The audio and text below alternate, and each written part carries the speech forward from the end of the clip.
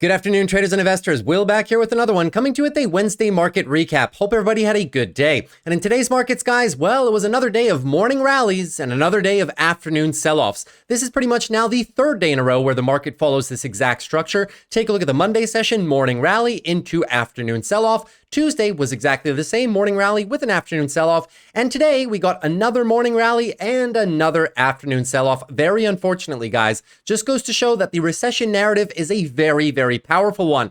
Even if you do not personally believe we are in a recession, and I myself do not either, it does not matter, guys. It is the narrative that the media and analysts are portraying that matters the most. That is what's going to move these markets. You guys know markets are all built on narratives. You guys saw what happened last year in March of 2023 when we had the regional and small bank crisis. That sparked a narrative that the entire banking system was on the verge of potential collapse. And you guys saw what happened after. It was rectified and everything was good. Thereafter, we got the AI rally narrative, which pushed on for practically a year and a half, blowing valuations of some semiconductor names and tech names way out of proportion, right? People were saying that was overvalued 5-6 months ago, and it just continued to rally ever since. Just goes to show, guys, sometimes with these narratives, the market can definitely stay irrational longer than we can stay solvent. So always play the trend, focus on the narrative at hand, and pretty much only when that narrative is done can we begin shifting our investing theses, right? So in today's action, guys, why did the markets rally early on in the day? That was pretty much off of the back of this piece of news. The Bank of Japan coming out and once again influencing the rest of the markets here. This time, it was a very funny piece. Bank of Japan walks back talk of rate increases after roiling markets. Yes, only a short week ago, the Bank of Japan increased their rates for the first time in a very long time, practically 6-7 years at that point, and really did some damage to the markets in the process. And after our Black Monday event that poured into US markets as well, the Bank of Japan decided, you know what, maybe that's a little bit too much volatility for us. They are now rolling back their interest rate increases. As they said, right? Nikkei surges as deputy governor says central bank won't tighten when markets are unstable. So the Japan has obviously influenced us on the Monday session and then again today. But one thing that Japan does not control other than these short-term one-day events in the market is the larger narrative at play here, the US recession narrative. Japan has no part in that whatsoever. And until we get some positive data that removes this narrative from everybody's heads, the recession narrative will simply continue. You guys know we've been following this one on the channel very closely for the past month. The data is good. GDP is still strong. We are not in a recession. Recessions are 2 consecutive quarters of negative GDP growth. We have not had that at all. So economic recession, not yet. The jobs market, very healthy still. We are still adding jobs, even though the unemployment rate has ticked up to 4.3%. It is still at historical levels of lows. And inflation, guys, for the most part, is largely dead, very close to the 2% Fed target. So all in all, the data does point that the economy is still strong. Now, are consumers being a little bit more picky with their purchases and coming off the highs of 2022 and 2023 when everybody was flush with cash, flush with savings? Yes, absolutely. The consumers are getting a little bit crunched, but is that crunch necessarily translating into a deep form recession right now? No, not at all. We do not have that data, and companies are largely saying the same. They're saying that they're cautiously optimistic about the consumer, but they don't see any systemic degradation in consumer purchasing power, right? In terms of the consumers just not having any money whatsoever and pretty much being out of jobs. That is definitely not here yet. So far, still just a recession narrative. This market is being driven entirely by fear right now. Very emotional market. So in today's video, guys, we are going to tackle a few things together. Number one, we're going to cover a few earnings that I have prepared for you guys. That is going to be Shopify, Walt Disney, and Robinhood, all reporting earnings today, some before the open, and Robinhood, of course, after the close. Thereafter, we're going to get into our major technical analysis rundown of our major market indexes, and then dive into our major big tech names and see if there's any deals and discounts to be had in the markets. So there's a lot to cover in today's video, guys. Let's jump right into it. So SPY down 0.67%. This was a huge move on the day, guys, right? Very large move. At one point in time, the SPY was up pretty much 1.83%, and from top to bottom, down 2.4%. Another top to bottom 2% day for the SPY. We've had more 2% negative days in the past couple of weeks than we have had in the past year and a half. So definitely noteworthy that volatility is still on the table. QQQs, largely the same thing. They were down 1.08% at one point in time. The QQQs were actually up almost 2.25%. Top to bottom decline though thereafter, pretty much 3%, guys. Very, very, very nasty day in terms of price action. That is definitely for sure. Extremely volatile session. Take a look at the heat map right here and you will see it was a very, very mixed market for the most part, right? If my screen will decide to load. So very, very mixed market for as a whole, but the loss leader was definitely your semiconductor index. Once again, guys, they were your lead bulls for a very long time, almost a year and a half at this point, and now they have very quickly turned into lead bears. In my humble opinion, this market will not start to turn around until we find some local bottoms in semiconductors and until they can come back to being lead bulls once again. Big tech, very mixed as a whole. Apple getting some nice gains, but the rest of big tech, very, very, very flat, muted gains. They were all up over 2% on the day and retraced everything ending negative. And the rest of the market, guys, not the best. Financials, decent day. Healthcare, a little bit of retracement as well. And the bottom half of the market, even your value and defensive names did not have the best day, except for a few defensive stocks right here in your consumer defensive category and some industrials and utility stocks, right? Now, moving on in the one-day performance, you can see that even better, only energy and utilities etching out some gains. Financials barely positive.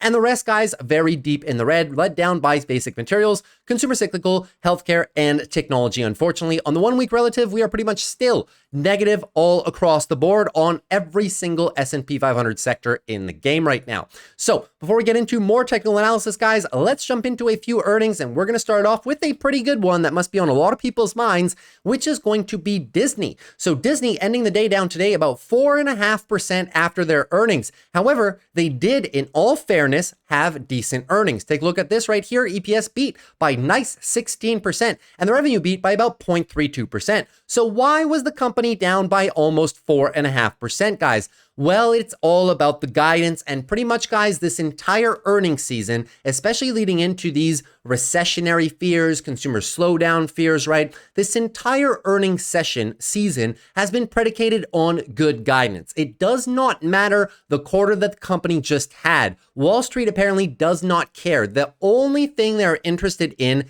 is forward guidance, and with good reason, because there is uncertainty in the next quarter or two, right? So guidance is going to be paramount for stocks to be able to go up in their after-hour session after their earnings. So let's take a look at some of the Disney numbers, and then we're going to get back to valuation and all that good stuff. So let's go have a look right here. So in terms of Disney beats estimates as combined streaming services turn a profit. Now, before we get into it, I want to give some context as to what has been plaguing Disney, guys, for essentially the last couple of years at this point, right? Huge decline in share price. You may be tempted to make a buy attempt, but there are a few things that Disney is facing right now. Number one is their parks and experiences have flatly run out of purchasing power. They have monetized every single aspect of the parks to the maximum and are charging top dollar for it, guys. And now with a bit of consumer slowdown, they are going to be forced to reduce prices. However, their costs due to inflation have come up. So their pricing power and margins are getting squeezed, and it's not very good for them. Number two, their streaming service. So their streaming service was supposed to be the saving grace for the company. Now, in the last 4 years since they launched it, 4 or 5 years as a matter of fact, it has not been performing too well. As a matter of fact, always coming in with negative net margins. Now, for the second quarter in a row, however, they are generating positive profits. So at least that second point is getting a little bit of love. And number three has to be franchise fatigue. A big portion of Disney's business is the movie franchise, of course. However, a lot of franchise fatigue. It is not the same company in terms of movies as it was from 2012 to about 2018-19. Then those were their best years, the start of the Marvel franchise movies, all of the Star Wars movies that were released as well. And now in the last 2 years, people have been complaining about the lack of originality coming out of Disney. All it is sequels, no new actual movies, only sequels and follow-ups to previous franchises. And people, quite frankly, have a little bit of franchise fatigue. So those three problems have been plaguing Disney. Let's have a look. Are they fixing these three problems? Now, Disney beats estimates as combined streaming services turn a profit. We already read that. Disney's Parks and Experience segment felt pressure due to lower consumer demand and inflation. Literally, we just talked about it, right? So moving on in, Disney's combined streaming businesses, which consist of Disney Plus, Hulu, and ESPN, turned a profit for the first time, and it happened a quarter earlier than the company had expected, which is good. The CEO, Bob Iger, also praised the recent successes of the company's film and TV slates as propelling that business forward. So, doing better in streaming and apparently doing better in the movie business as well. The combined streaming business posted an operating profit of 47 million compared with a loss of 512 million in the same quarter last year. So at least now they are profitable. However, without ESPN, the direct-to-consumer streaming unit reported a loss of 19 million. So ESPN really carrying the entire division. Disney's core subscribers, Disney Plus core subscribers increased by only 1% to 118 million. At least it's an increase, right? Despite the company's earlier guidance that it wouldn't add new customers during the fiscal third quarter. So they came in above their guidance, but still a very small add. Compare this with Netflix, which is growing their consumer base by about 5 to 7%. That is a stark contrast. Netflix far beating Disney in that aspect. And to be in all fairness, Amazon Prime streaming as well. Revenue for the entertainment segment was up 4%, driven largely by subscription revenue growth due to price increases and customer growth for Disney Plus Core. So you can see that, right? The entertainment segment was up, but their amount of members only increased 1%. So most of the revenue gain was indeed from pricing increases. Not the best way to do it, in my opinion. That is not organic, right? So here's what they had to say further. We're seeing growth in consumption and the popularity of our offerings, which gives us the pricing leverage we believe we had, said the CEO. Noting that Disney hasn't seen customer losses it would consider significant when it has increased prices in the past. Now, I found this very interesting piece of information right here. Here's an article that Forbes derived just earlier this year. Forbes asked respondents which streaming service they would cancel if the price increased. And which of the ones are in the top class right here? Disney, Hulu, and ESPN, all of Disney's offerings. So apparently consumers are more price sensitive to all three of Disney's offerings than other companies like Netflix, Amazon Prime, and HBO Max, and even something like Apple TV, right? Which is very funny considering the following fact. Netflix has the most expensive product out there, and Hulu and Disney Plus, you can see, are all the way down there. So even though Disney and Hulu do not have the most expensive offerings, still consumers are most sensitive to price impacts on those streaming services. Very interesting, guys, in terms of that parallel right there. So I would be highly, I would take what Bob Iger said there with a grain of salt, especially in relation to the survey from Forbes we just saw. Now, moving on to their theme parks in terms of the slowdown that they're facing. We know that their parks have been struggling with pricing power. This is not new. This has been on the table for about a year now. So executives on Wednesday's earnings call said flat attendance, particularly at US parks, is likely to carry over the next few quarters. There is your terrible guidance. We saw a slight moderation in demand. I certainly wouldn't call it a significant change, said Johnston.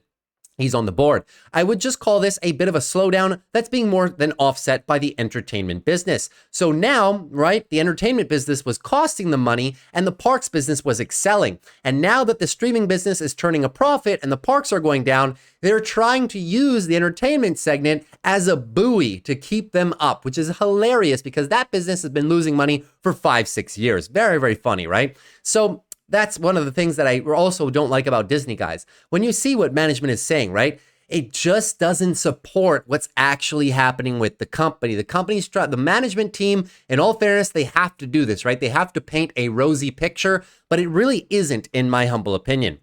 Now, moving on, operating income for U.S. parks was down 6%. The company attributed the decrease in operating income at the domestic parks to higher costs driven by inflation, as well as increased technology spending and new guest offerings. What they don't say is that they have no more pricing power. They cannot raise prices at parks anymore. People will stop going, guys. It's just getting too expensive.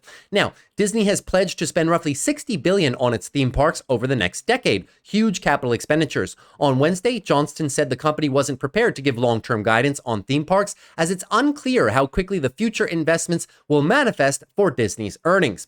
We wouldn't be making capital investments in an accelerated way if we didn't expect to accelerate growth. That is what they had to say. So very mixed report for Disney. They had a very good quarter this last one, but the guidance is what's really holding them back, right? So moving on in, taking a little bit of a look at their numbers right here, guys, right? So you can see that Disney Core Plus subscribers is ever so tinily up, right? International subscribers is up as well. So at least that is decent, okay? In terms of their entertainment results as a whole, you can see net revenue bump, this green line right here, direct to consumer. That is their most powerful line of business. That is netly up as well. And finally generating a tiny, it's so negligible, guys, that they can't even write it down. But across their other segments, they are operating at a profit finally in the streaming business. Now, Hulu subscribers also netly up, which is very good. Sports results as well, revenues are up, and they are now decreasing no longer operating at a loss in that division right there with ESPN as well, right? Here is their experiences for their parks. So you can see revenues slightly up, international slightly up, customer products is the same. That's basically merchandise that they sell at the parks, t-shirts, stuff like that. Operating income as well, slight decline. There you can see the company running out of pricing power, guys, right? The costs are rising and they can no longer increase prices because they will lose demand. So that's why they're getting squeezed where it hurts the most in the margins, right? So very, very unfortunate for Disney. However, this quarter, I will give it to them. They finally came in at an operating profit of 12.27% on the quarter, which is fantastic if you ask me. And in the 9 months ended, now they are at a profit of about 7.5%. Why is that important, guys? Well, I just want to remind you, Disney has been very, very inconsistent with profit. Take a look at the last 5 years, right? 2019, 16% when the business was still good. Since COVID, it's been pretty much a roulette table. Some years up, some years down, right? -4, +3, +4, -2, +2 last year. And even over the last 5 quarters, right? Look at this inconsistent look at these inconsistent net margins. Just not good enough for Disney, in my humble opinion. At least now they are generating significantly more profits. This is one of their best quarters out of the last 2 years, in my humble opinion. Now, let's take a look, guys, in terms of their streaming. Just remember that Prime and Netflix are the clear streaming winners right now, with companies, with Disney's streaming offerings right here, Disney and Hulu coming in at roughly less or slightly more and less than half of the subscriber base that some companies like Prime Video and Netflix do have, right? So they do have a decent amount of market share, but definitely nowhere close to a lead. In terms of their profit margins, guys, here is my problem with Disney, right? So here's Disney's profit margins from 2010 to 2024. And you'll notice when everything started unraveling for them, right? Right before and during the pandemic. Take a look at these top line right above there. Gross margins down, right? From a high of 45 to now getting better at 35. Look at what happened in the middle category here. Operating margins, guys. Look at the operating margin disaster. That is why Disney stock fell off a cliff. Now back into positive territory, but a far cry of the mid 20 percentile range where they once were. And here, the bottom category right there, this is trailing 12-month net margin. You can see they were doing a great job of expanding net margins from 2010 all the way through 2020 for an entire 10-year period. Then they fell off during COVID, and now they're really struggling to maintain any semblance of net margins in the low single-digit number, right? So definitely not the same company as it was just a short 5 years ago, which is my one thing that I have against Disney, guys. They're just not the same company anymore, right?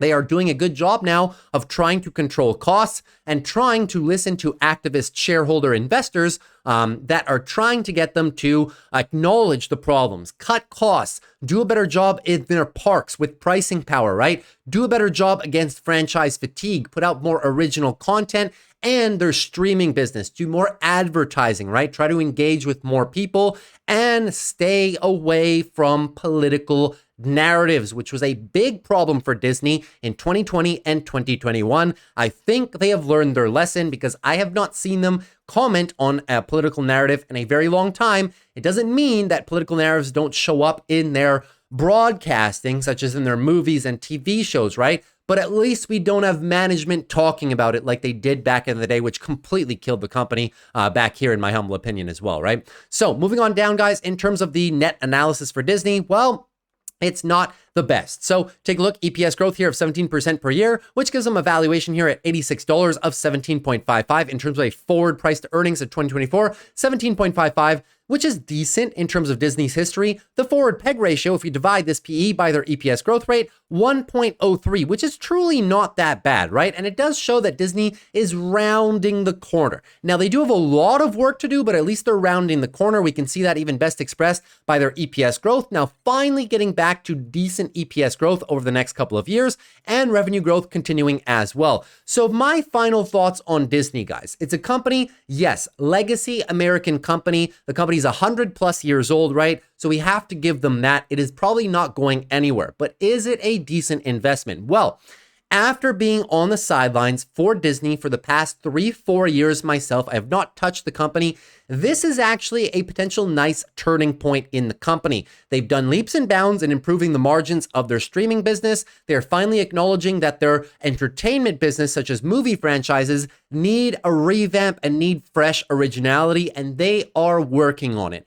And number 3, they've acknowledged that their parks have a problem, and they're investing heavily in revamping a lot of their parks, opening new locations, and are open to ideas about how to get better pricing for customers and more demand for their parks. So they're really working on it, guys. It's going to be a struggle for the foreseeable future, most likely, but now I do see some change across the 3 problems that they do have. So I would be interested, especially at these lower valuations down here, I would be interested in possibly starting a position on Disney. Now, is it saying that the company's just going to go straight up from here? No, it's probably going to have its problems, and this one may just have a longer road to recovery, but I think they are going to be able to get it done, guys. It's a very, very long-standing company, and do not forget, we are getting crazy prices right now. We're pretty much getting the same prices that you would have been able to get back in 2015 and 2016. So starting a little bit of position here, I would not be opposed. Is it as strong as a company as something like a Visa, MasterCard, or Microsoft? No, but would I be opposed to throwing just maybe $1,000, a couple $1,000 into Disney as part of a very large portfolio, just having a little bit of a position there and a little bit of a feeler position? No, I actually would now be tempted to start a position in the company. I'm quite happy with the way Disney's earnings were reported this cycle right here, but they do have their problems in the near-term future with that consumer slowdown. So could be a decent time over the next quarter or two to maybe start building a position. Anything below 90 all the way to about $75, guys, decent value for the company. Can't lie, right? Got to call them as I see them. I haven't been a fan of this one for a long time, but now they're actually turning the corner, and this is when I would give them my money to possibly invest. So moving on down, guys, we're going to do company number 2, which is going to be Shopify right now. So Shopify, actually, complete contrast as to Disney. They were up massively today after their earnings, guys. Up at one point over 22%, retracing a little bit, up still 18%. Now Shopify is pretty much back to where they were just 2 short weeks ago before the sell-off, right? So really no massive gain in share price, but they did come off the lows, tremendously off the lows by almost 40%, right? Fantastic gains from Shopify in just the last short days. So what did they do to get a huge bump on the quarter, guys? Well, 27% beat on EPS for this current quarter, 1.55% beat, and they did have decent guidance. But I have my gripes with their guidance, guys. I'm not entirely convinced. So here's with the article. Shopify shares soar 17% after earnings top expectations. Company gives upbeat forecasts. When you hear the reason they get asked about consumer slowdown, pay special attention to when I read you guys what the CEO had to say about consumer slowdown. It's very funny. So the Canadian e-commerce company topped expectations for the second quarter, citing strong demand despite a mixed consumer spend environment. They said gross merchandise volume, or the total volume of merchandise sold on the platform, jumped 22%. Very decent gains. Shopify CEO said in a statement the company continued to take share during the quarter, even as consumer spending remains in flux amid a rocky economic backdrop. Rival e-commerce companies, including Amazon, Etsy, and Wayfair, have all said in earnings reports in recent weeks that consumers continue to be cautious about their spending and are in some cases trading down to cheaper brands while hunting for deals. Here is what the president had to say about this. Why is Shopify doing better than the rest? Listen to this. I think that our merchants do seem to be, outperforming and doing better than others. And I think a big part of the reason that we are not seeing the same thing that others might is because we simply have merchants across a ton of verticals and across a ton of geographies. they're referencing competitors like Amazon.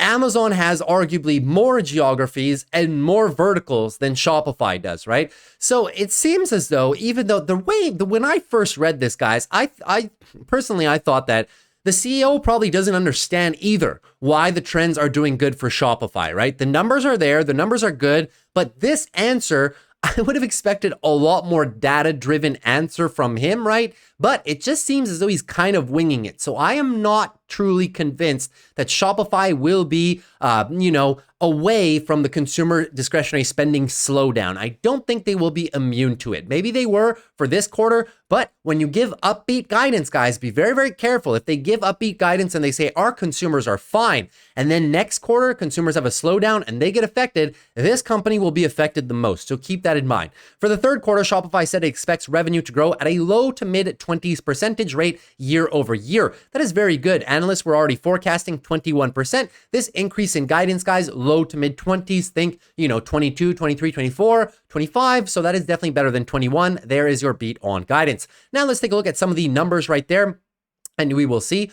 Give me a quick second. Oops, I think this is right now. This is a Shopify balance sheet. I thought I had where did I put it? I must have had the Shopify earnings website, there it is, put it on the wrong tab right here. So, okay, let's get into the financial results right now. So, gross merchandise volume, how much volume of stuff goes through their platform, right? 22% increase, very, very strong. Now, $2 billion in revenue, which is a 21% increase year over year. Very, very fantastic for them. Merchant solutions were up 19%. I'll remind you guys, Shopify operates in two segments, right? Not only do they have their merchant solution business, whereby you can build a website and sell products on the website that you can build on their platform to other customers, but they also have Shopify payments, right? So as to receive payments from your customers, rather than going with a third-party service like PayPal or Stripe, they built an in-house payment solution. So we're going to get into that as well. Now, subscription solutions also up nicely, 27% year over year. Let's go have a look. In terms of Shopify payments, $41 billion, guys. So out of their entire $67 billion, at least 2/3 of it was processed on their own in-house platform. That is very, very good. Extremely strong, if you ask me. Now, in terms of your gross profit, $1 billion, very healthy, 51.1% gross profit margins. That was up versus 49.3%, so improvement in gross margins. Subscription solution gross margin improved as well, and merchant solutions as well. So they are improving net margins, guys. And I'll remind you, this was always a problem for Shopify, as a matter of fact, right? Take a look at Shopify's net margins right here. This is why it's so important. So they always had positive gross margins in the high 50s. And then during the pandemic, of course, it did drop off 2022 as well, right? So operating margins, however, they always had a problem with bottom line profitability, never bringing any money to the bottom line and being profitable. That all changed in the pandemic boom when everybody was shopping online, of course, and then it kind of tapered off back into negative territory before culminating pretty much in the beginning of 2023 at their lowest ever. And you can see now they are back on track. Yes, operating margins are still negative, but now net margins for the past 2 quarters have been borderline profitable. So they're finally getting to achieve net bottom line profitability. As a matter of fact, this quarter, they actually did. Take a look right here. Net income from operations, 11.7%. And on a 6-month ended, 8.7% net profit margin. So definitely very, very good. Shopify should have their first truly profitable year ever. And that's a very big thing for them. So let's continue, right? Moving on down, free cash flow numbers are good, $333 million. That is up from $97 million in the same quarter last year. Free cash flow margin, 16%, which is decent, guys. That's up from 6% as well. So very decent quarter for Shopify. But as I said, I am truly not convinced on their guidance for moving forward, right? So in terms of the valuation and the company and everything like that, well, we have to understand that now they're finally coming in to profitability. In terms of their balance sheet, guys, the balance sheet has never really been a problem for Shopify. They always have usually more cash than debt, and that is still the case today. In terms of their future, well, their future is looking pretty bright. Their EPS is expanding very, very nicely over the next 4 years, and the revenue is forecasted to expand as well extremely nicely over the next 4 years. So we can maybe finally be seeing an expansion curve for Shopify in which it is a profitable company. And this is very, very interesting for me, which is why I've been playing this company a lot more aggressively here in the past couple of quarters, because now they're doing what I want them to do, right? In terms of the valuation here, guys, EPS growth rate is substantial, 45% per year, and revenue coming in double digits per year as well. Now, in terms of the valuation, forward PE ratio at $62 is going to be about a 60.8. That is okay. If we divide that by their EPS growth rate, we get a PEG ratio of 1.73. Not too bad, as a matter of fact, right? Well, let me just do that again, because I don't just at a first glance is the math. No, it's actually lower than that. I forgot to put the number back here. So let's just adjust that real quick. So 1.35 is quite all right for this company, guys. One of the lower valuations that you've been able to find Shopify at recently. But if the market continues selling down, guys, I would be highly interested in playing this company at the following levels right here, right?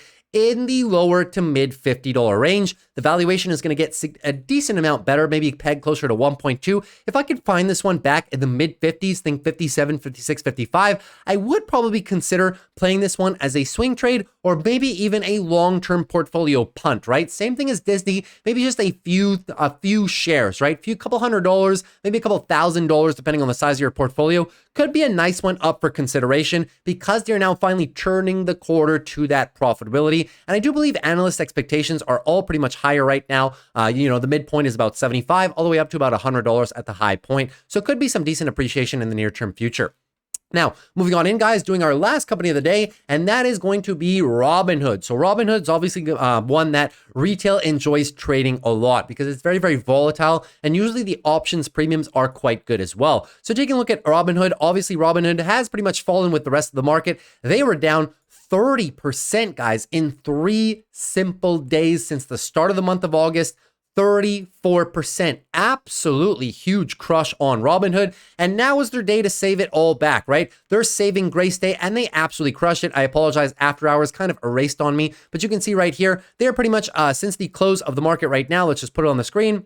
They should be up about a couple percentage points, right? Should be up maybe about 2%, 3%, which is not very much considering the expected move was closer to 12, 13%. For them to only move 2, that's a little bit weak in my humble opinion, but gotta say it for how it is, guys. They absolutely crushed this quarter. So EPS gain of 35%, excessively good EPS beat, and revenue beat of about 6.5%. Robinhood had a tremendous quarter, and it's no secret why, guys. Trading volumes have been very, very high in 2024. Why? Because all markets are near all-time highs. The stock markets are at all-time highs, and crypto has had a very good year as well. So it stands to argue that a lot of people have come back into the space after being sidelined in 2022 and 2023 when the markets were kind of iffy, right? And now with 2024, great bull market run, AI narrative, crypto running, a lot more transaction volume for Robinhood, and they delivered. Robinhood results beat estimates on meme stock and crypto trading boom. So Robinhood beat Wall Street expectations for second quarter earnings as interest in meme stocks and cryptocurrencies soared, and said it continued to gain retail trading market share from rivals. The app, typically associated with mom and pop investors, saw a surge in trading volumes as meme stock influencer Keith Gale himself, Roaring Kitty, returned to social media and reignited interest in the highly shorted shares of video game retailer GameStop and most recently, pet product company Chewy. So the brokerage also teased the launch of an upcoming desktop version of its popular mobile trading application. Very good for them, guys. They so far did not have a desktop version. Very interesting for them to do it. Robinhood's transaction-based revenue surged 69%, guys. Extremely solid quarter for them. Here's what the CFO had to say. He shrugged off worries that a potential economic slowdown or recession would weigh on growth. People are still going to trade, guys. They are here now. They will be trading the ups and the downs of the market. That is for sure. Regardless of kind of how the market backdrop plays out through the rest of the year, we are pretty optimistic that we are well positioned to perform well. So even Robinhood getting asked a little bit about potential consumer slowdown and saying that they probably won't be affected because trading volumes, whether the markets are up or the markets are down, will probably still remain high for a few quarters to come. Let's take a look at some of their numbers, guys. And I have to give it to Robinhood, guys. Robinhood puts together some of the best earnings presentations that I see in the entire industry. And you guys know I go through a lot of these because they always give these quarter over quarter comparisons. Some of the better other ones are American Express, usually does a great job at this. A lot of other companies kind of a bit lackluster in terms of their shareholder presentation. I show you guys this one because the actual earnings release is a little bit bland and boring, whereas if we can get a presentation with some graphs, it's a lot more engaging, right? So here is their highlights, guys, and they were outstanding. Funded customers, net increase plus 1 million year over year, 270K quarter over quarter. Very nice growth there. Gold subscribers, so the ones that pay for gold subscription right there, right? 750,000, 8.2% year over year gain. Very, very good. Assets under custody. Look at this boom, guys. Since, the end of 2023, right? Huge boom in the last 2 quarters for them. Very, very good. And net deposits as well. Look at this massive boom in net deposits. Cannot be ignored. 41% year over year gain. Total net revenues as well, right? So net revenues, clear increase in the last 2 quarters with meme stocks, cryptocurrencies, and overall markets near all-time highs. Operating expenses as well have come slightly up. But look at their margin improvements, guys. Or adjusted earnings, right? Clear increase, 37% margin bump in the last 12 months. Very healthy. And now finally posting very juicy net income numbers, guys. They were kind of, mixed quarters, right? All throughout 2023, and now back to substantial amounts of profit. So very, very interesting for them. Let's move on. So here's your further trend from funded customers. Very, very nice uptrend. Assets under custody, also very, very good. And you can see it's really broad-based, right? Equities is the green category below. That is seeing the most massive increase. Options is always very, very tiny. You can barely see it, but it's these little lines, this little $1 lines right here. That's the options, right? So people definitely not going to Robinhood for options. Cryptocurrencies, that also division is nicely up, and net cash as well has a nice increase. So very, very good sequential gains by them. Now, retirement accounts have nearly 3x'd over the past year, which is very, very strong. And as well, their assets under custody in those retirement accounts, 11x. So not only are the number of accounts up, but significant inflows of deposits into those accounts, right? So very, very solid. Nothing bad to say. Nothing bad to say about Robinhood as a whole. They really crushed it across all metrics, whether it's user-based growth, operating margin growth, net margin growth, everything, right? Assets under management, everything they absolutely crushed. Net deposits, once again, we're not going to go through every single one of these guys, but just to show you guys how powerful of a company it is, right? Everything in terms of their revenue metrics are up because they generate money from a few different segments, right? So transaction-based revenues, still their highest money maker right there. Net interest revenue, how much money they generate from margins, right? So people that run accounts on margin and different things like that, well, or short selling and stuff like that, right? So you can see $285 million. Very, very, very strong. One of their most strong divisions as well. And their other revenue segment, such as subscriptions and all that from their gold members, that is a cool 70 million. So all lines of business performing very, very, very well, guys. So everything was up. We're not going to go through all these in detail. Transaction-based revenue, look at this crazy increase last 2 quarters. Net interest revenue as well, steady increase over the last year. So all in all, guys, very, very strong quarter for them. And now, right, still decent, right? Diluted share count decreased by 5% year over year in Q2. We continue to anticipate dilution of 2% or less in 2024. So very, very decent. They've increased their shareholder stock-based compensation to management and employees a tiny little bit, but it's good. They still have less shares than they did at the same period of time of last year. All in all, guys, solid report from Robinhood. No red flags to speak of whatsoever. So moving into the valuation down here, are they a good deal at $17? Well, they were pretty much a heck of a good deal back here in at $14, right? But let's take a look at the valuation here. Revenue growth, 10.2% per year. EPS growth, 25% per year, guys. This company has no problem in growing their bottom line either. So take a look at their financial health. Oops, excuse me, that's the wrong tab. So if you take a look at their forecast right here, you will see that they are expanding EPS casually over the next 4 years, and they are expanding revenue very decently as well over the next couple of years. So no problems about growth there. Very nice growth numbers. Now their PE, forward PE 2024 N at 17 is about a 30.3. Not too bad. When we divide that by 25% EPS growth, we get a PEG ratio of 1.21. I'll remind you, anything below 1 is good. Between 1 and 2 is decent, and over 2 starts to get a little bit expensive. So at 1.21 for a company growing well, and a company that's in a something that's in favor right now, at least for the next 2 quarters, I do believe that this one should be good. But as you can see, guys, Robinhood, even though they are outperforming, even with numbers like these, they do get affected by overall broad market weakness. So if ever I can find Robinhood, guys, back in this big range right down here, I will pull up a longer term chart and show you. If ever I can find Robinhood in this wide range right here, I'm probably going to pick up a few shares or play it with options like short puts. Pretty much high 15s down to about $13. If I can find it down there, guys, I will probably be playing this stock a lot more aggressively. Decent company, guys, for some swing trades and maybe even some long-term upside, of course, right? So decent, not my first pick for a long-term portfolio, but at these prices, can we punt a little bit? Sure, I see no problem at all. The company is operating very, very well. So that's pretty much everything that we had for our earnings releases today. Hopefully you guys appreciated that. Now let's jump right into some of the juicy stuff, which is going to be your technical analysis. Now let me get some coffee first. And let's jump right into it. So SPY down 0.67%. Guys, we were expecting this, right? What were we expecting exactly? We were saying because we are in a massive downswing right now, all we can be expecting is maybe a lower high and then possibly revisit the lows. And I was telling you guys, pay special attention to the loss of the hourly time frame. You guys should have spotted this one right there, right when we broke this one right here, which is pretty much your pre-market hours, right?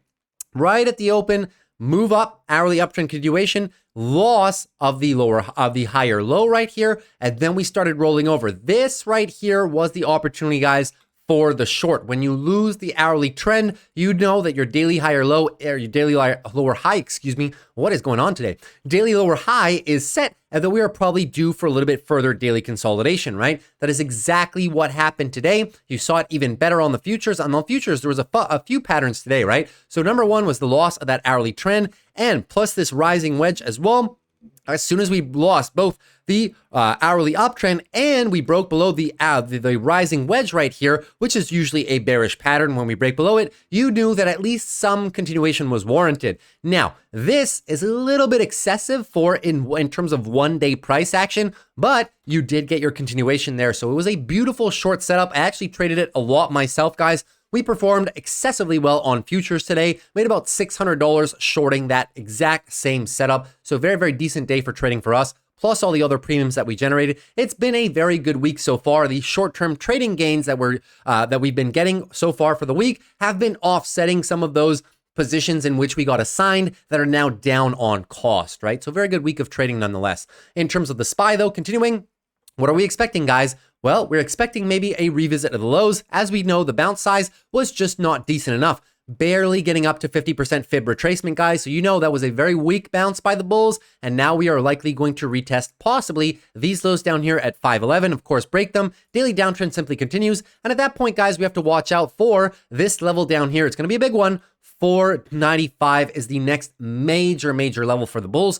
Why? Because that is your monthly higher low, guys. If we lose this one around 498, 495, guys, lose that, you lose the monthly uptrend. Now, the bulls can always get it back. I'm not saying we're going into a massive monthly downtrend like this, but when we lose the monthly uptrend, sometimes it takes a long time to get it back, guys, right? We saw something similar happen back here in 2018 where we really lost the monthly uptrend, broke the higher lows right there, broke it, and then you see how long it took us to get to new all-time highs. It takes months and months and months, right? So if we lose this area over the next foreseeable future, guys, I will go out on a limb and say that if we lose these monthly timeframes, these monthly higher lows, I'm pretty sure that quite possibly, guys, this was the all-time high for the year, and we will not see new all-time highs much before January 2025. Because if it takes 3, 4, 5 months to get the monthly uptrend back, to get the new all-time highs, we're already going to be in January, February, right? So just keep that in mind. It is so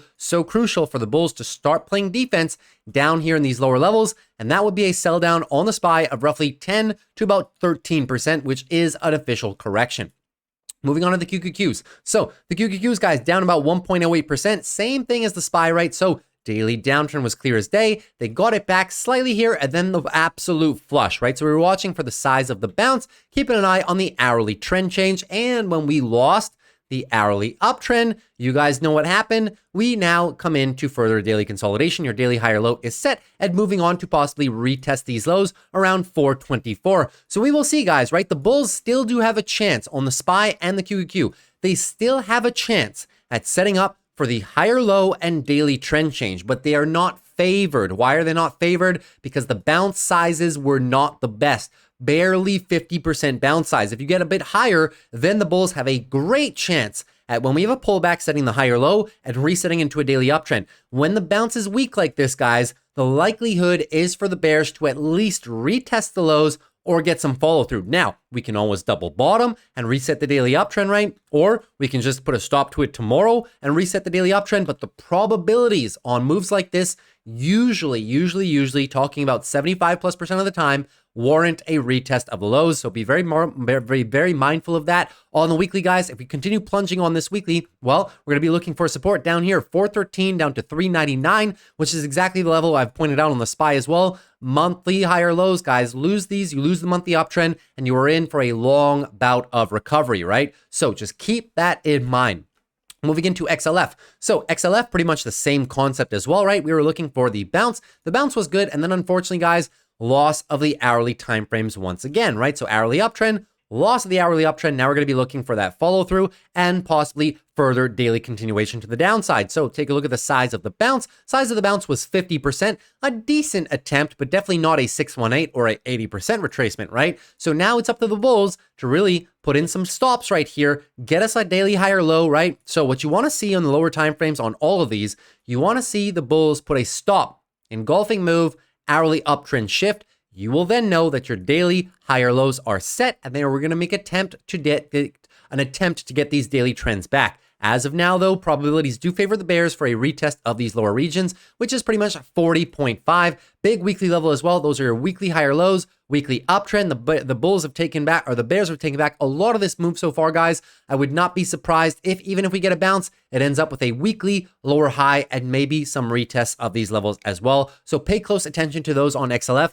My favorite bets on financials still, guys, still, Visa and MasterCard. I don't know how many times I'm going to say it over the past couple of weeks and in the future as well. Visa and MasterCard, Visa and MasterCard. When you guys see financial selling down, the entire market selling down, highest quality companies in the world, guys, we have to be buying these dips because those are the ones that recover the quickest, right?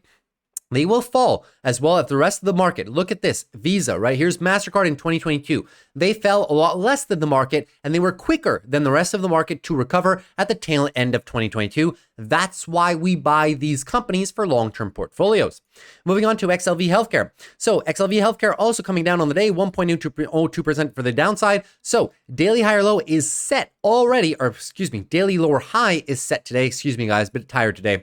So lower high is set. Lower low is now in motion. Daily downtrend is confirmed. So we will be looking for maybe a test of this lower location right here, talking about the 145, which is pretty much the end of this big support zone that the bulls have been building now since the month of February. If we lose this, guys, we have to take a look at where our weekly higher low is sitting. And this is this guy right down here, 143, right? Still in a weekly uptrend, yes, but we need to protect this 143 to have a chance at maintaining that weekly uptrend as well. Come too close to it, you run the risk of having a tightening range formation, or worst case scenario, a loss of the weekly uptrend into weekly downtrend into further monthly consolidation. Good thing the monthly bulls have a lot of space, anything pretty much above 137. So healthcare looking better than most sectors out there, but still fairly weak, guys. All in all, there's been a very true lack of rotation, right? When we have red days, now everything goes down. It is a fear-driven sell-off.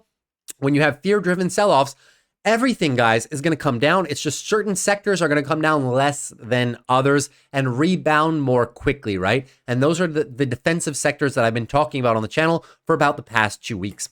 Moving on to SMH Semiconductors right now. So SMH down 2.75%. Definitely not a good day for them. They are the lead bear to the downside, guys. If you want to see these market have significant bounces, they need to get back the daily uptrends. We have not had a daily uptrend on SMH in a month at this point, right? No daily uptrend. So if you want to see the bulls gain back some levels on SPY and QQQ, we need to see our lead, what used to be our lead bulls, which are now lead bears, they need to get the lead back. So eventually we will need to see a daily uptrend shift, and that's going to lead to overall bullishness in the rest of the markets. For now, though, very weak. So daily downtrend simply continuing. I was saying keep an eye on the loss of the hourly time frame.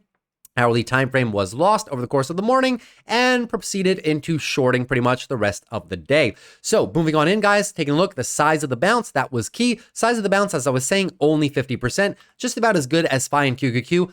Decent, but not good enough. So now it's going to be up to the bulls, guys, to set a stop in the next 2 trading days if we can get a higher low and start manifesting into a daily uptrend. The probabilities, however, do favor a retest of the lows by the bears. So it's entirely up to the bulls at this point to play some defense. We will take this one day at a time. If this daily downtrend simply continues, guys, well, we have to keep a watch, guys, for this level right here, 198. Lose 198, you lose pretty much all of that weekly support. Weekly downtrend simply continues at that point, and unfortunately, you'll be losing your monthly higher low as well, and you will be losing the monthly uptrend. Yes, this monthly uptrend that is now almost 2 years old, you will be losing it for the first time. Not saying we're expecting this, right? But it may just take a little bit of time to regain that monthly uptrend, guys. Think the next 3-4 months if this happens. That's just the way the monthly time frames works, guys. You cannot lose the monthly time frame and V-shape, right? It is very, very, very tough, arguably impossible to do on a monthly. You can see it on an hourly, but on a monthly time frame, guys, usually it takes a while for sentiment to readjust, for bullishness to come back in the markets. That's why I say, right, it takes 3-4 months for these candles to form up into a new monthly uptrend. So keep that in mind. Moving into IWM Russell. So Russell also suffering on the day, 1.18% to the downside. That was totally to be expected in my humble opinion, guys. Why? Because where were we backtesting? So huge flush on the Russell, loss of the daily uptrend, of course. Where were we backtesting, guys? The same level that acted as resistance for a long time was support, but we just blasted through it. Now going to be resistance once again. We came into it this morning and the bears said, nope, you guys aren't going to get more than that from us. And we're now retesting the lows. Size of the bounce as well. Size of the bounce on the Russell was extremely weak, barely about 35%. So now the bulls, you're going to have a very, very hard time, guys, of putting in a stop before the lows and reversing this into a new daily uptrend. In my humble opinion, guys, 90+% odds of getting a flush through on the Russell, moving down into lower levels and putting an end to this weekly uptrend. Very unfortunate, guys. We are at a double bottom scenario right now, but if we do flush lower than this, complete loss of the weekly uptrend, and then maybe only looking on a bounce lower high into lower low. In my humble opinion, we are probably going to revisit these levels right here, 190 down to about 187, where your larger support starts to come into play. We'll take this one day at a time, guys, but this trade unraveled pretty much as fast as it manifested, right? Very unfortunate, but in a recession narrative, the growth stocks are definitely not going to be the ones that are going to be running. As I said, guys, it's all about the narrative. Whether you think or I think we're in a recession or not, it does not matter. It's what the media is telling its millions of viewers and influencing their perceptions, even because people don't watch the data as much as we do, right? So moving on down.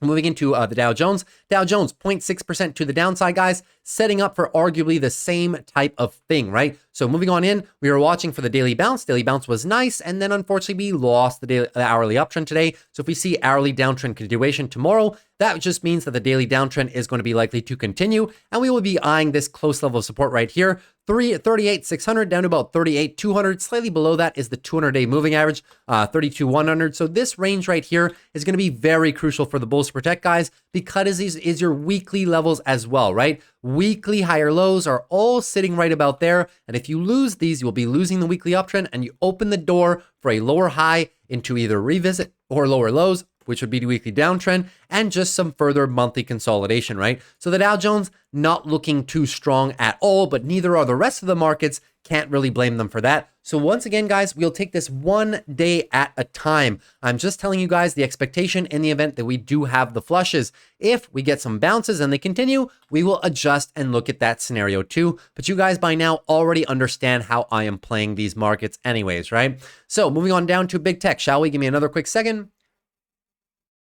And let's get into it. So Apple up about 1.25%. Apple pretty much, doing the opposite of the entire market over the last couple days, right? So very nice performance by Apple. But as I said, guys, I do think a lot of this trading is buybacks, in my humble opinion. Obviously, there's no way to actually verify that, but for Apple to be bullish in the face of Warren Buffett selling, concerns about revenue growth, the fact that a lot of people have been saying, or insiders have been saying that their new AI products aren't all that, and coupled with the fact that big tech has just been excessively weak, I have a hard time believing that this price action support right here is organic. Keep in mind, Apple issued $100 billion in share repurchase authorization, and I wouldn't be surprised if they're trying to support their shares right now, especially with all those negative headlines. But that's just speculation, obviously.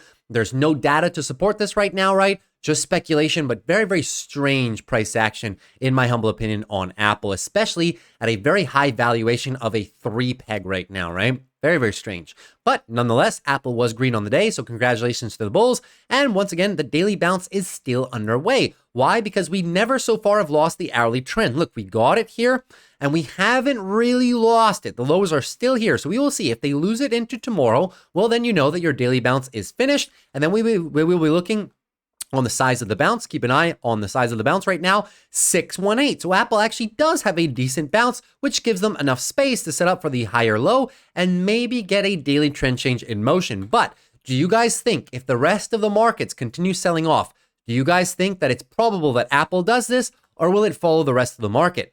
Probably follow the rest of the market, right? So price action is one thing, but we also have to recognize broad market direction and broad market momentum. So that being said, if ever Apple fails and comes lower, you guys know where the support is. 198 down to about 195 is that first line of defense for your bulls. The weekly has obviously been lost already, so any form of short-term move, such as the one right now, just maybe looking for a weekly lower high into possibly weekly lower low, weekly downtrend, and just into some very healthy monthly consolidation. Beautiful 3 months of rally for Apple, just maybe looking for a monthly higher low for some further trend appreciation later on in the year, of course, right?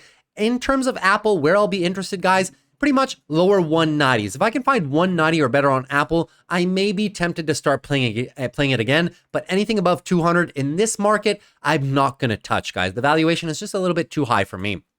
Moving on to AMD. So AMD, unfortunately, again, having a red day, guys. It seems as though, ever since that 11th of July, AMD has literally had 2 green days, only 2 single green days. The rest of all of them have unfortunately been red. Even though they had fantastic earnings, their valuation is good, the market just does not care about semiconductors right now. It is just very unfortunate, right? So unraveling of the AI narrative, and great companies like AMD unfortunately pay the price. So daily downtrend simply continues at this point. We now have the daily lower highs set and maybe looking for a revisit of the lows, right? So keep an eye on the size of the bounce. Size of the bounce was adequate at about 52% right there, but definitely not the best, right? The bears definitely do have another chance at retesting these lows, talking about 122. If ever we do come down there, guys, and we get some follow through, well, unfortunately, we were looking to the lower area. Lower area is as follows, 117 down to about 108. Usually when we get such heavy selling, we get some form of reprieve or some form of retracement to the upside, right? But unfortunately, there's just been nothing for AMD right now. Maybe we get a couple bounces mid-August for the rest of the market, but in terms of the weekly, even the weekly, we'd just be looking for lower high, and then it's up to the bulls to save this into a weekly new uptrend, or just possibly revisit more lows. So AMD not looking good, but the one thing I do have to say about AMD is if it does come down here, guys, 120 down to about 105, that is an area where I will very heavily start bidding AMD for the near term and also long-term future. So looking dire right now, but I do think this area of support represents a great buying opportunity. So we'll take this one day at a time. You guys know I do have AMD exposure myself, so I am in it with you guys. Now moving on to Amazon.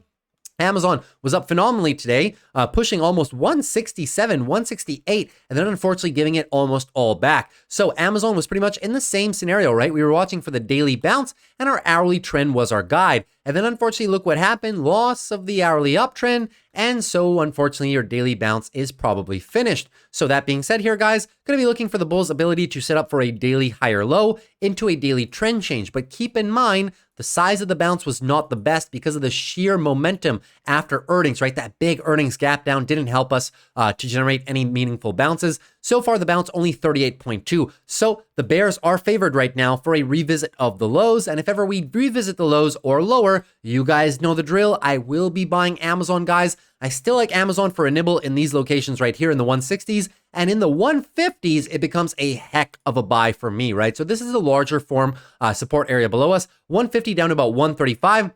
But is going to be a huge level of prior monthly support. The last line of defense for the bulls, in my humble opinion, right there for Amazon as well, right? So still in a nice monthly move right now, but Amazon has lost the monthly uptrend, and similar to the rest of the market, it takes a while to get these monthly uptrends back. Nothing wrong with Amazon's business, but it could take a while before revisiting these all-time high levels. Just keep that in mind. So I'm a big fan of continuously playing Amazon in these lower levels. We will take this one day at a time and see whether or not the bulls can save this, set a daily uptrend, and start taking back a little bit of this weekly move, which would only be for a weekly lower high. Keep in mind, this entire area now is resistance, right? So maybe lower high, weekly higher low, and then reset the weekly uptrend. Sometimes it takes some time like that, but definitely a lot of price action for Amazon to get out of the position it is in right now. So all we can do is play it in these favorable lower levels, build some long-term portfolio positions, swing trade Amazon right in the lower 150 range with some short puts.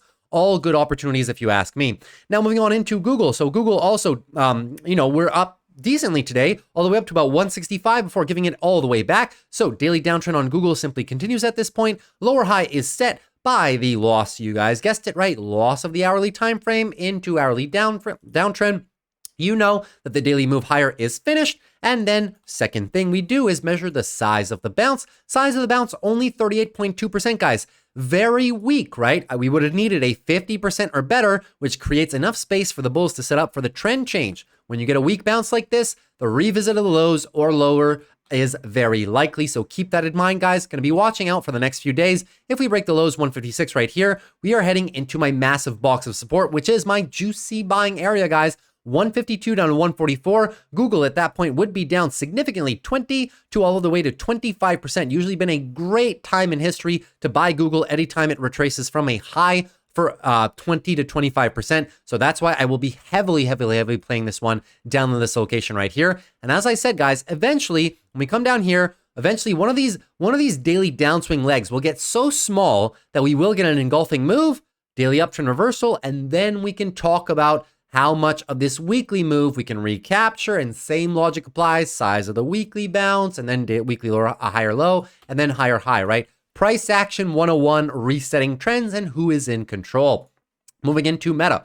So Meta was also up significantly on the day, all the way up to 510 before giving it all back and ending red, guys. Very unfortunate for Meta. They were up 3.3% and then top to bottom 4.5%. What a brutal day for the markets, right? But Meta is still above our major area of support. Very volatile price action, guys, right? It is technically speaking a daily uptrend, but it's not looking good, right? If anything, it's kind of looking like a more of a tightening range. One thing's for sure, big support below us, 481 to about 458. Huge area for Meta to protect right there. But if for ever which reason, guys, we come down into it, I'm going to nibble a little bit of Meta shares down here in the lower 460s. If for ever which reason we flush down below here and lose the daily and even lose the weekly, setting into a weekly downtrend, the major spot for me is 420 down to about 410. So 460, 450, 440, I'm nibbling, right? 1 share, 2 shares. If your account is not big, maybe you only do, $50 of Meta, $60, $70, something like that.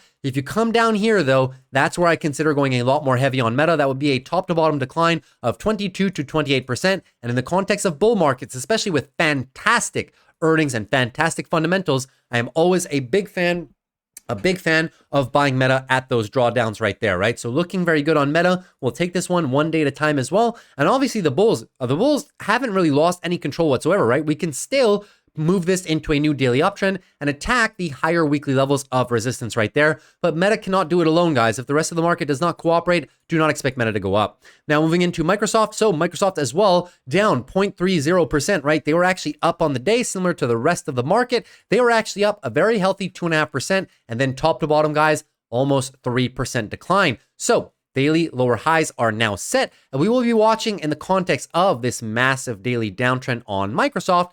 Daily lower high is set. Look for the size of the bounce, which is step number 2. when we lost that hourly trend, right? Size of the bounce, decent, guys. Almost a 60% bounce. So better than other names as a whole, but still Microsoft can't do it on its own. If the rest of the market doesn't cooperate, Microsoft will not be able to get that daily trend change in motion. That being said, we are looking now for the bulls to protect this area, right? Trying to set up for the daily trend change. Can they get it done or not? We will see. 402 down to about 390. Last area of defense, guys. This is literally like 4, 5, 6 months of support at this point, right? Huge support. If we lose this, unfortunately, we will back test it as resistance, and then we might be able to set up for a weekly downtrend. Microsoft has not been in a weekly downtrend, guys, since last fall. So fitting, now a year later, we may be at that second weekly downtrend formation. Now, as of now, I'm not ruling the bulls out just yet. I'm actually very keen on buying the dip if we come down lower here in the mid 390s. Very, very keen on adding a couple of shares of Microsoft. And then my back up the truck area, guys, comes to 360, 340. I would be highly surprised if we come down here. But with a recession narrative, you know, anything is possible, right? So if Microsoft, they're already down 16, 17%. But if we come down here, 22 to 26%, it is a screaming buy opportunity in my humble opinion. That being said, we would be losing the monthly uptrends. But like I said, for the rest, we can recapture them. It's just, it takes some time. Very, very big fan of adding Microsoft, you know, a little bit here and down here for a long-term portfolio, screaming buy in my opinion. Moving into Netflix for a second. Give me 2 seconds.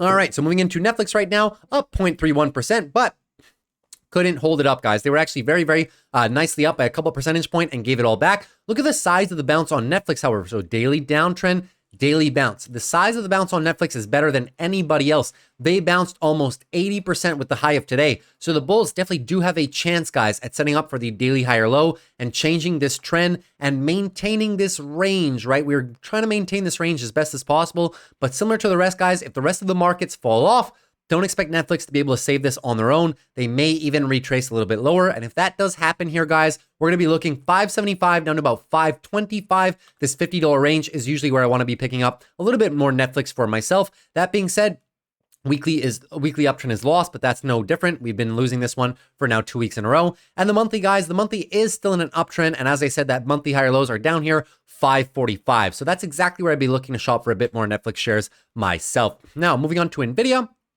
So moving into NVIDIA right now, down 5%. What a brutal swing on NVIDIA today. NVIDIA today was up at a certain point, 3.5%, and then down 8% top to bottom, right? Such a brutal day for NVIDIA. Very, very unfortunate for them. But it just goes to show, guys, when one of your this was a market lead bull, right? Absolute lead bull for all intents and purposes, the past 2 years, right? And then now falling off a cliff. So when lead bulls shift to lead bears, that's when you know that something is definitely wrong with these markets. So moving on in, guys. So moving into NVIDIA. So sorry, my phone is ringing. I apologize if you can hear that. Now, daily downtrend is possibly up for grabs for the bears. Take a look at the size of the bounce now after we have lost that hourly trend as the rest of the stocks and the rest of the indexes.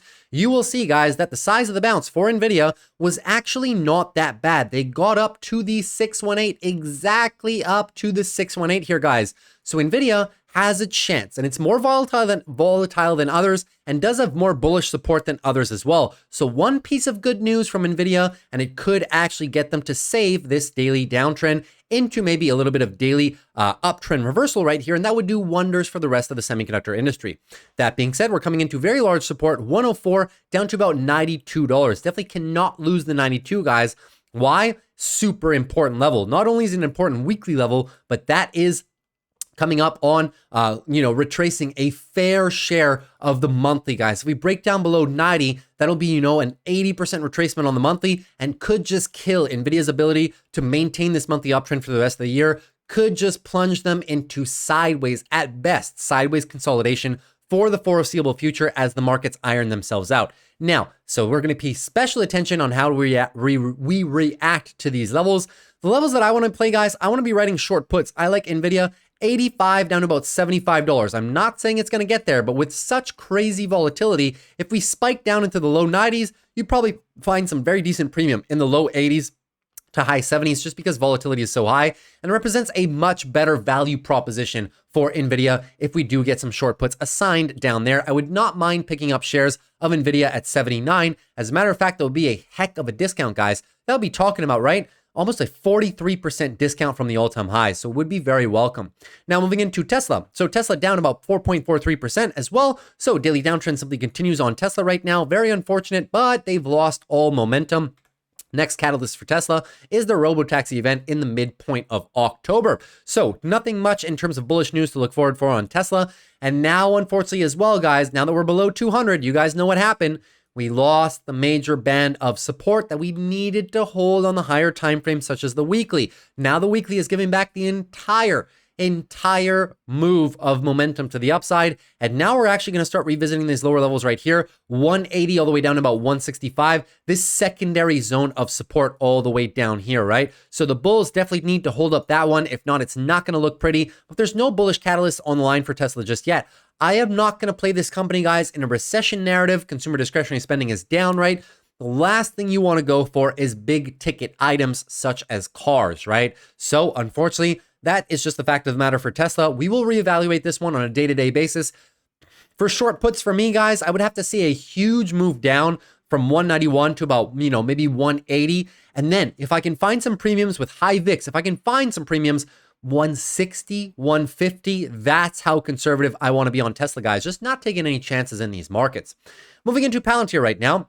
Palantir, unfortunately, down 1.02%. They were actually attacking the previous resistance level, guys, right? So Palantir at one point were up today almost 6.5% before ending red, right? Crazy swing, 7% swing up to down on Palantir. Just goes to show, guys, how powerful this $28, $29 area is for this company. So much overhead resistance and supply at that region. And when the rest of the market does not cooperate, you cannot expect Palantir to do things on its own and break a multi-year resistance level. It's probably just not going to happen. That being said, we're now trapped between this 28 and 29 and trapped above this 26 to 25. 26 to 25 is the nice area of support that we're going to be looking for the bulls to form maybe a cup and handle and try for this area again. But if the rest of the market doesn't cooperate, guys, expect to see maybe continuation declines, maybe regain of the daily downtrend by the bears on Palantir, and maybe just a little bit of further weekly consolidation on the stock. I maintain, guys, we covered their earnings just the other day. Phenomenal company, but their share price is a little bit high valuation right now.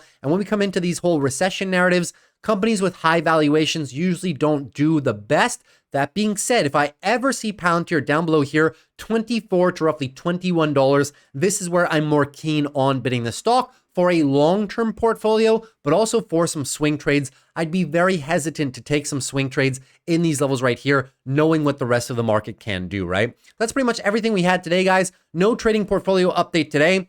Didn't really open many trades today as a whole. I think I took maybe one swing trade on AMD short puts, got in and out of them pretty much. Not too much profit, guys. Maybe, only about 30-40% profit, but I took the profits and ran. Today, it was pretty much only trading futures and did quite well. Got about almost $600 in profits realized there. And there's a couple things that I did in terms of managing my covered calls that I have on Amazon, Google, and AMD. When we had the early morning open with the bullish Japan news, I took the covered calls off, waited for the stocks to rally, and then when we hit about 11 a.m., when we hit some highs, everything was up 2.5%, I threw the covered calls back on, expecting that we could continue the rally. The only reason I threw them on was because of this jobs report tomorrow, guys. It's the only reason I threw them on midpoint through the day, right? However, when the day declined thereafter, the covered calls that I rolled to, or the covered calls that I put back on, they obviously lost value. So I was able to profit those as well. So that was an additional like $450 from there. It was over $1,000 a day for me. So quite good, but we lost some price on the shares on Google, Amazon, and AMD on that retracement down. And then pretty much when I closed the covered calls, I just rolled them to strikes down. So pretty much no change on my strikes. I was hoping to get higher strikes for these covered calls, and now we're pretty much back to where we started on the morning, at least with more profits in our pocket, however. So looking very good, guys. That's pretty much everything I had for today's video. Hopefully you guys enjoyed it. If you did, consider dropping a like. Would appreciate it for the growth of the channel. Also consider subscribing if you're new. We do these every Monday to Friday after the close. And lastly, if you have any questions at all, especially in this market environment, definitely leave me a comment down below, and I'll be sure to answer you in 24 hours. Anything you want, guys, a stock, technical analysis, macro discussion, options play, anything you can think of, leave it down below and I'll be happy to answer. Take care. See you tomorrow. Happy trading. Be very careful with this jobs report, guys. it is going to be a very volatile event for the market. Usually it's not. Usually this is a nothing event. This jobless claim comes out every single week of the year, guys, and nobody ever pays it any attention. But now, with the way people paid attention to non-farm payrolls last week, do you think people will pay attention? Probably, right? If it comes in higher than expected, expect continued declines. That's just the unfortunate truth. So that being said, guys, take care. See you tomorrow after the close, and peace.